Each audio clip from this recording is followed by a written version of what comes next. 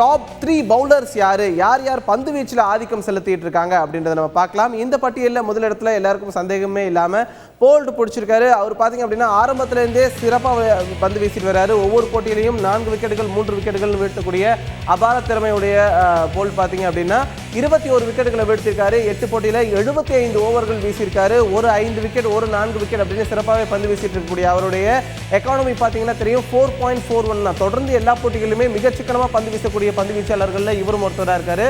5 விக்கெட்டுகளை வீழ்த்தி 27 ரன்களை மட்டுமே விட்டுக் கொடுத்தது இவருடைய சிறந்த பந்து வீச்சா அமைஞ்சிருக்கு.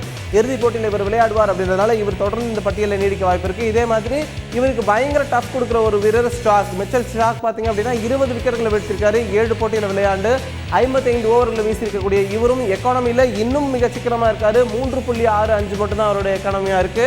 அதிகபட்சமாக 6 விக்கெட்டுகளை வீழ்த்தி 28 ரன்களை விட்டு கொடுத்தது இவருடைய அதிகபட்சமாக இருக்கு. இவருக்கும் போல்ட்க்கு நடுவில் மிகப்பெரிய போட்டி இருக்குது. யார் முதலிடத்தை பிடிப்பாங்க அப்படின்ற ரேஸில் ஒரு பெரிய சுவாரஸ்யம் இருக்குது.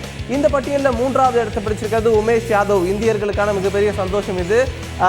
ஷமி இந்த இடத்துல இருந்தார். ஆனால் கடைசி போட்டியில் 4 விக்கெட்டுகள் எடுத்ததன் மூலமாக உமேஷ் இந்த பட்டியலில் முன்னேறி வந்திருக்காரு. இது வரைக்கும் பார்த்தீங்கன்னா 8 போட்டிகளை விளையாடி இந்த உமேஷ் 18 விக்கெட்டுகளை வீழ்த்தி இந்த பட்டியலில் 3வது இடத்தை பிடிச்சார். 64 ஓவர்கள் வீசியிருக்காரு. 2 முறை 4 விக்கெட்டுகளை வீழ்த்தியவர்.